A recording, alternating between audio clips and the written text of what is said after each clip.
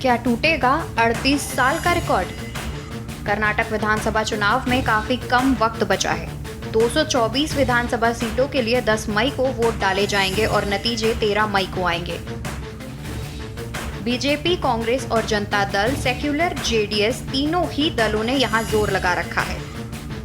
फिलहाल बीजेपी के सामने सत्ता बचाने की चुनौती है, तो वहीं कांग्रेस की ओर से इस चुनाव में पूरा जोर लगाया जा रहा है। लगभग सभी दलों की ओर से टिकट भी फाइनल कर दिया गया है। बीजेपी, कांग्रेस और जेडीएस के बीच कई सीटों पर त्रिकोणीय मुकाबला है, तो वहीं कई जगह कांग्रेस और बीजेपी के बीच सीधा मुकाबला है। पिछले कुछ चुनावों के पैटर्न को देखा जाए तो धीरे धीरे अधिकांश सीटों पर मुकाबला सिर्फ दो दलों के बीच ही देखने को मिला। जिन विधानसभा सीटों पर बीजेपी के साथ कांग्रेस का सीधा मुकाबला था, वहां बीजेपी की सीट का स्ट्राइक रेट बढ़िया था।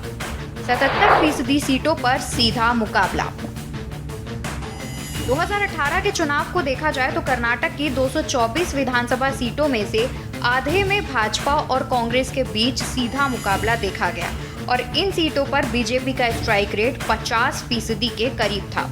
कर्नाटक विधानसभा चुनाव में 2018 में 77% सीटें ऐसी थी जहां सिर्फ दो दलों के बीच ही सीधा मुकाबला था।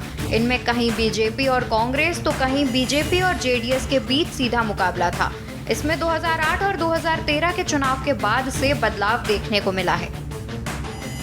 2008 से पहले देखा जाए तो केवल 50% सीटें ऐसी रही जहां सीधा मुकाबला था और 2018 आते आते यह 77% हो गया।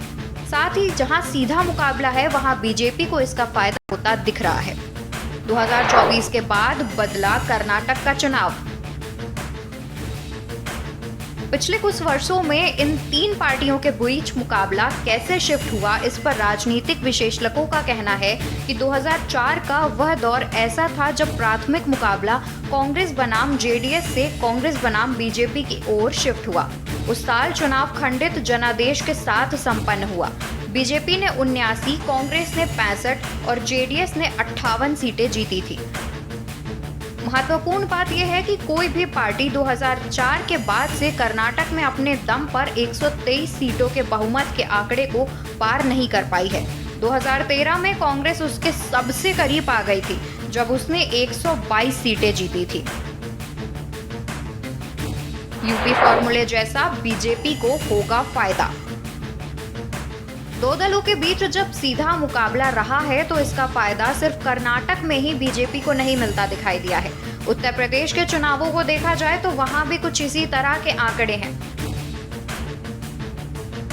साल 2012 में यूपी में केवल 8% सीट ऐसी थी जहां सीधा मुकाबला दो दलों के बीच था, लेकिन 2022 के चुनाव में यह 71% था। सीधे मुकाबले में बीजेपी को फायदा मिला तो वहीं समाजवादी पार्टी को नुकसान हुआ। बता दें कि बीजेपी ने 22 अप्रैल को कर्नाटक विधानसभा चुनाव के लिए 10 उम्मीदवारों की तीसरी सूची जारी की। पार्टी ने हुबली धारवाड़ मध्य सीट से महेश तेंगिनाकाई को मैदान में उतारा है, जहां से टिकट न मिलने से नाराज पूर्व मुख्यमंत्री जगदीश शेट्टर ने कांग्रेस का दामन थाम लिया है।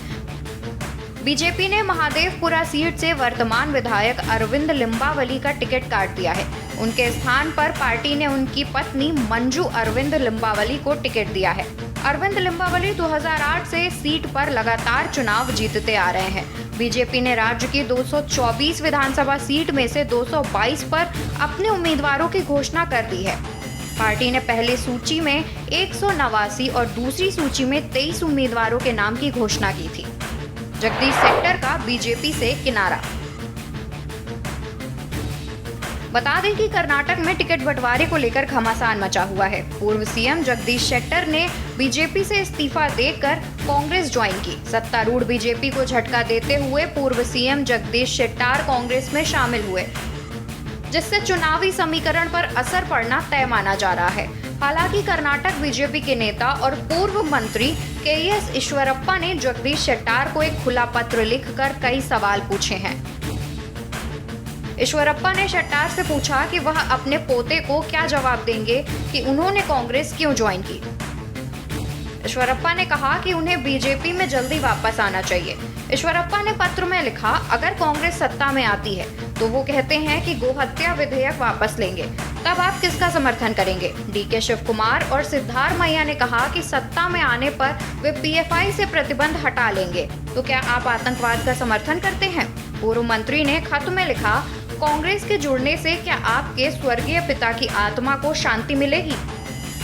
आपने बीजेपी के लिए बहुत कुछ किया है। अगर आपका पोता आपसे पूछे कि आप कांग्रेस में क्यों शामिल हुए तो आप क्या कहेंगे? आपको माफी मांगनी चाहिए और धर्म और सिद्धांतों को बचाने वाली पार्टी में वापस आना चाहिए। आप जल्द ही वापस आ सकते हैं। बता दें कि जगदीश शेट्टार 6 बार के विधायक, विधानसभा के पूर्व नेता प्रतिपक्ष, बीजेपी के पूर्व अध्यक्ष भी रह चुके हैं।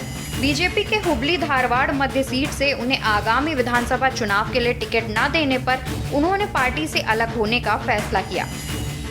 दरअसल बीजेपी के शीर्ष नेताओं ने उन्हें दूसरों के लिए रास्ता बनाने के वास्ते विधानसभा चुनाव नहीं लड़ने का आग्रह किया था, लेकिन उन्होंने जोर देकर कहा था कि वह आखिरी बार चुनाव लड़ना चाहते हैं। कांग्रेस में जाने को लेकर बोले शेट्टार। वहीं कांग्रेस में शामिल होने के बाद शेट्टार ने कहा, मैं बीजेपी छोड़कर कांग्रेस में शामिल हो रहा हूं। कई लोग इस बात से हैरान होंगे कि आखिर क्यों एक पूर्व मुख्यमंत्री, 2 बार का नेता प्रतिपक्ष और पार्टी अध्यक्ष बीजेपी छोड़कर कांग्रेस में शामिल हो रहा है। कई जगह से मुझ पर दबाव बनाने की कोशिश की गई, लेकिन कोई मेरा दर्द नहीं समझ रहा, जो बतौर एक वरिष्ठ नेता मैं पिछले कुछ महीनों से झेल रहा। बीजेपी छोड़ने के बाद शेट्टार ने कहा कि मुझे इस बात का यकीन नहीं हो रहा था कि मेरा टिकट काट दिया गया है। मैंने सोचा कि वरिष्ठ नेता होने के नाते मेरा टिकट कैसे कट सकता है, लेकिन जब यह पक्का हो गया कि टिकट नहीं मिल रहा है तो मैं चौंक गया। पार्टी आलाकमान में किसी ने मुझसे बात नहीं की और ना किसी ने मुझ इस बात का आश्वासन दिया कि आगे मुझे क्या पद मिलेगा।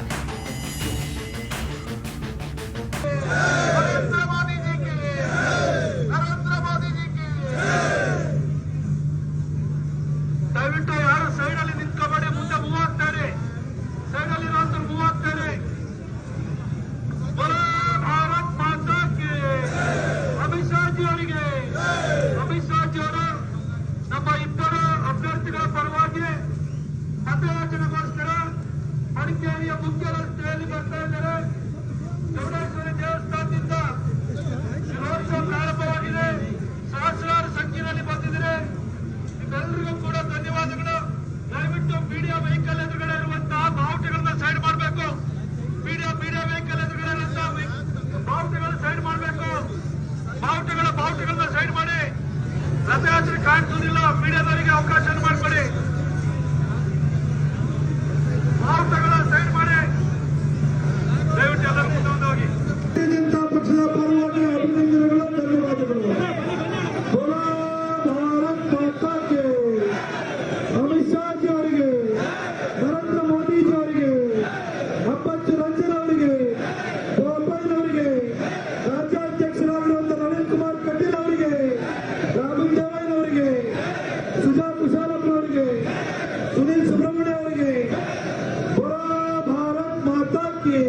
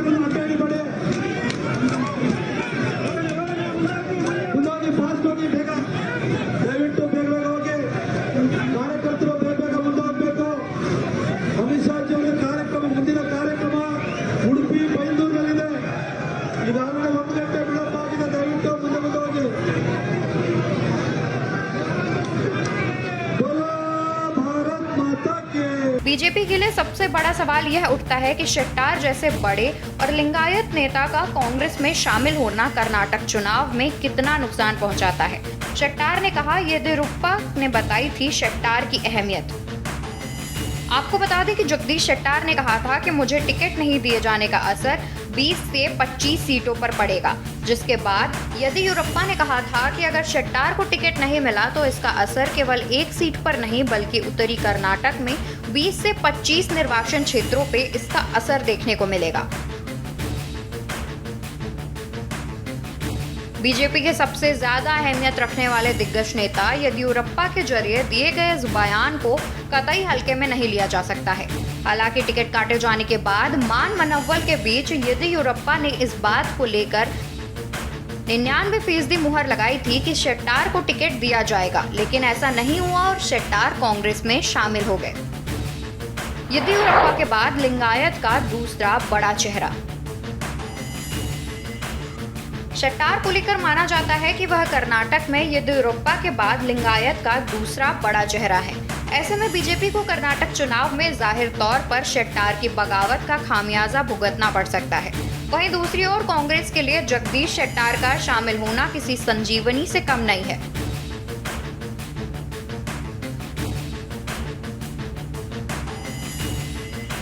यानी कुल मिलाकर देखें तो चुनाव से ठीक पहले कांग्रेस के लिए यह बड़ी सफलता मानी जा रही है। डीके शिव कुमार के करियर की बड़ी लड़ाई। बहरहाल कर्नाटक चुनाव के तारीखें नजदीक आते ही राज्य में राजनीतिक पारा चढ़ता दिख रहा है। विधानसभा चुनाव में जीत को लेकर बीजेपी और कांग्रेस दोनों अपने अपने दावे पेश कर रही है, तो वहीं तीसरी पार्टी जनता दल भी अपने आप को किसी मायने में कम आंकती है। कांग्रेस की अगर बात करें तो इस बार का चुनाव कर्नाटक अध्यक्ष डीके शिव कुमार के राजनीतिक करियर की सबसे बड़ी लड़ाई होगी। विधानसभा चुनाव में शिव कुमार का सब कुछ दांव पर लगा हुआ है। कर्नाटक चुनाव में डीके शिव कुमार को न केवल विरोधियों का सामना करना पड़ रहा है, बल्कि पार्टी के भीतर सीएम रेस को लेकर भी अंदर खाने राजनीति चरण पर है। हालांकि जब सीएम पद को लेकर शिव कुमार से मीडिया ने बातचीत की तो उन्होंने कहा कि हमारी प्राथमिकता राज्य में कांग्रेस की सरकार बनाने को लेकर है।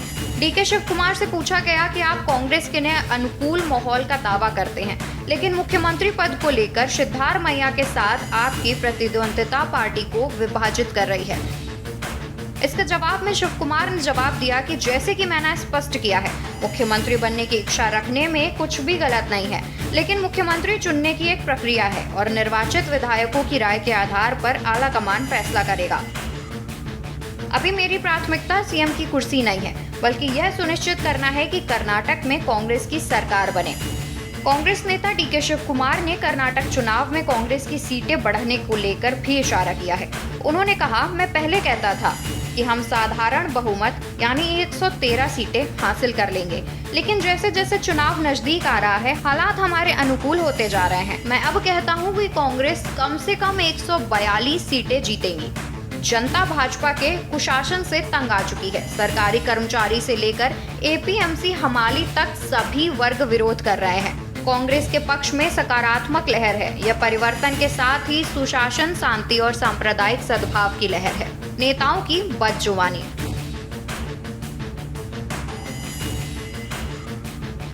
आपको बता दें कि चुनाव जोश में शब्दों की मर्यादा तार तार हो रही है। बीजेपी विधायक बासन गौड़ा ने कोप्पल में एक जनसभा के दौरान सोनिया गांधी को विष कन्या बताया। इससे पहले कांग्रेस अध्यक्ष मल्लिकार्जुन खड़गे ने पीएम मोदी के खिलाफ विवादित बयान देते हुए उन्हें जहरीले सांप की तरह बताया था। हालांकि खड़गे ने बाद में सफाई दी थी। ओबीसी डेटा को लेकर राहुल का बीजेपी पर वार। बता दें, हाल ही में बीदर पहुंचे कांग्रेस नेता राहुल गांधी ने बीजेपी पर करारा हमला बोला था। राहुल ने जनता से कहा था कि बीजेपी जाने वाले 40% कमीशन लेते हैं। इस बार चुनाव में इनको 40 सीट ही देना, 41 मत देना। दरअसल कांग्रेस की ओर से चुनाव की शुरुआत होने से पहले ही कर्नाटक सरकार पर कमीशनखोरी का आरोप लगाया जाता रहा है, जिसमें कि विपक्ष की ओर से आरोप लगाया जाता है कि बीजेपी सरकार हर सरकारी काम में 40% कमीशन लेने के बाद ही काम करती है। वहीं इसको लेकर अक्सर कांग्रेस और बीजेपी के बीच बयानबाजी देखने को मिलती रहती है। राहुल गांधी ने बीजेपी पर ओबीसी को लेकर वार किया। राहुल ने कहा कि अगर हम देश में ओबीसी को आगे ले जाना चाहते हैं और उनका अधिकार देना चाहते हैं तो प्रधानमंत्री का पहला कदम ओबीसी जनगणना के आंकड़ों को जारी करना चाहिए। राहुल ने कहा, लेकिन मैं इस बात की गारंटी देता हूं कि पीएम ऐसा कभी नहीं करेंगे, क्योंकि बीजेपी ओबीसी का कल्याण नहीं चाहती। हम आपको वादा करते हैं कि कांग्रेस की सरकार आते ही हम ऐसा जरूर करेंगे। 40% कमीशन सरकार का नारा जनता ने दिया। लेकिन बीजेपी पर बोलने से पहले मैं आपको बताना चाहता हूं कि चुनाव जीतने के बाद कर्नाटक में कांग्रेस सरकार अपने दिए गए वादों को पूरा करेगी। राहुल गांधी ने रैली में कहा, भारत में अगर पहली बार लोकतंत्र की बात किसी ने की और उसे रास्ता दिखाया तो वो बसवन्ना जी थे। दुख की बात है कि आज संघ और बीजेपी के लोग लोकतंत्र पर हमला कर रहे हैं। बसवन्ना जी की भागीदारी और विचारों को लेकर सभी को एक साथ आगे बढ़ना चाहिए। उस सोच पर भाजपा और आरएसएस के जरिए हमला किया जा रहा है। ये लोग भारत में नफरत और हिंसा फैलाने का काम कर रहे हैं। प्रधानमंत्री नरेंद्र मोदी कर्नाटक चुनाव पर पूरा फोकस किए हैं। शनिवार को उनका 2 दिवसीय चुनावी दौरे अहम माने जा रहे हैं। इस दौरान उनकी 6 जनसभाएं हो रही हैं तो वहीं 2 रोड शो भी होंगे। बता दें, इस साल पीएम मोदी चुनाव प्रचार से पहले कर्नाटक का 8 बार दौरा कर चुके हैं। आखिरी बार उन्होंने 9 अप्रैल को यहां पर दौरा किया था। उससे पहले वह 25 मार्च को बीजेपी की राज्यव्यापी विजय संकल्प यात्रा के समापन के मौके पर कर्नाटक के दावड़गेरे पहुंचे थे और एक रोड शो के बाद जनसभा को संबोधित किया था। प्रधानमंत्री ने 27 अप्रैल को कर्नाटक में भाजपा के 50 लाख कार्यकर्ताओं से वर्चुअल बात की थी। पीएम ने कहा, अगर कार्यकर्ता लोगों से भाजपा को वोट देने की अपील करेंगे तो लोग आशीर्वाद जरूर देंगे। बूथ जीतने की शुरुआत तब होती है जब कार्यकर्ता बूथ से जुड़े परिवारों को जीत लेता है, उनके दिल को जीत लेता है। पीएम ने कहा कि भाजपा और दूसरी पार्टियों में सबसे बड़ा फर्क अप्रोच का है। हमारे विरोधियों का एजेंडा है सत्ता हथियाना और हमारा एजेंडा है 25 साल में देश को विकसित बनाना, गरीबी से मुक्त बनाना और युवाओं के सामर्थ्य को सबसे आगे बढ़ाना। आने वाले 25 साल में कर्नाटक की विकास यात्रा को नेतृत्व देने के लिए भाजपा एक युवा टीम का निर्माण कर रही है। कांग्रेस नेताओं की तिकड़ी बड़ी चुनौती। कर्नाटक विधानसभा चुनाव में कांग्रेस और बीजेपी के बीच सीधा मुकाबला माना जा रहा है। ऐसे में कांग्रेस की तरफ से डीके शिव कुमार, मल्लिकार्जुन खड़गे और सिद्धारमैया की तिकड़ी बीजेपी के लिए सियासी चुनौती बन गए हैं। ये सिर्फ 3 नेताओं की जोड़ी ही नहीं बल्कि कांग्रेस का सियासी समीकरण भी है। बता दें कि बीजेपी दक्षिण के अपने इकलौते दुर्ग को बचाए रखने की जंग लड़ रही है तो कांग्रेस सत्ता में वापसी के लिए हाथ पैर मार रही है। कर्नाटक में कांग्रेस नेताओं की तिकड़ी इस बार बीजेपी के लिए चुनौती बन गई है, जिसमें बोम्मई येदियुरप्पा पार नहीं पा रहे हैं। दरअसल चुनाव की कमान कांग्रेस की तरफ से डीके शिव कुमार संभाल रहे हैं, जो पार्टी के प्रदेश अध्यक्ष भी हैं। वह राजनीति के मंझे हुए और जोड़ तोड़ के खिलाड़ी माने जाते हैं। 7 बार के विधायक, कर्नाटक में हाई प्रोफाइल मंत्री भी रहे हैं। कांग्रेस का उन्हें संकट मोचन भी कहा जाता है। कर्नाटक चुनाव में कांग्रेस का पूरा दारोमदार उन्हीं के कंधे पर है। 2013 में कांग्रेस ने सत्ता में वापसी की थी। उस समय भी शिव कुमार प्रदेश अध्यक्ष थे। उन्हीं की अगुवाई में पार्टी पूर्ण बहुमत के साथ सरकार में आई थी। इस बार भी जब से उन्होंने पार्टी की कमान संभाली है तब से बीजेपी को एक के बाद एक बड़ा सियासी झटका दे रहे हैं। कर्नाटक में दमदार चेहरा है सिद्धारमैया। कर्नाटक की सियासत के सबसे प्रभारी चेहरे के तौर पर सिद्धारमैया का नाम आता है। सिद्धारमैया ने अपना सियासी सफर एचडी देवगौड़ा के साथ शुरू किया था, लेकिन जेडीएस की कमान जब कुमार स्वामी को सौंपी गई तो पार्टी छोड़कर अलग हो गए। सिद्धारमैया ने कांग्रेस का दामन थामा और पार्टी के ओबीसी चेहरा बन गए। कर्नाटक की राजनीति में शून्य से शिखर तक पहुंचे। विधायक, मंत्री, उप मुख्यमंत्री और मुख्यमंत्री तक रहे। कर्नाटक में 5 सालों तक मुख्यमंत्री रहने वालों में उनका नाम आता है। कांग्रेस को खड़गे के कद का मिल सकता है लाभ। कर्नाटक में कांग्रेस का तीसरा चेहरा मल्लिकार्जुन खड़गे का है, जिनके हाथों में इन दिनों पार्टी की कमान है। खड़गे ने एक साधारण कार्यकर्ता के तौर पर अपने सियासी सफर की शुरुआत की और पार्टी के राष्ट्रीय अध्यक्ष तक का मुकाम हासिल किया। खड़गे ने अपने 5 दशकों से अधिक की राजनीति जीवन में तमाम उतार चढ़ाव देखे हैं। कर्नाटक चुनाव में खड़गे ने पूरी ताकत झोंक रखी है, जिसके चलते कांग्रेस को सियासी लाभ मिलता दिख रहा है। वह दलित समुदाय से आते हैं, जो राज्य में सबसे बड़ी ताकत है। ऐसे में दलित वोटों को कांग्रेस के पक्ष में जोड़ने का सियासी ताना बाना बुन रहे हैं। पार्टी को एकजुट रखने को लेकर सियासी समीकरण तक को साधने की वह कवायद कर रहे हैं। कांग्रेस की तिकड़ी का जातीय समीकरण। कांग्रेस के ये सिर्फ 3 नेता ही नहीं बल्कि उनके पीछे मजबूत जातीय समीकरण भी है। डीके शिव कुमार वो किलिक्का जाति से हैं, जो राज्य में 11% है। मल्लिकार्जुन खड़गे दलित समुदाय से आते हैं, जिसकी आबादी राज्य में करीब 20% है। वहीं सिद्धार्थ मैया कोरबा समुदाय से आते हैं जो 7% के करीब है। सिद्धार्थ मैया के सिर्फ कोरबा समुदाय में ही नहीं बल्कि ओबीसी की मजबूत पकड़ मानी जाती है। इस तरह से कांग्रेस अपने सिर्फ 3 नेताओं के जरिए 38% वोटों का सियासी कॉम्बिनेशन बना रखा है। इसके अलावा मुस्लिम और ओबीसी के साथ साथ इस बार लिंगायत वोटों पर भी कांग्रेस अपनी जड़ें जमाने की कोशिश कर रहा है। ऐसे में बीजेपी के लिए कांग्रेस की तिकड़ी ने कड़ी चुनौती पेश कर रखी है।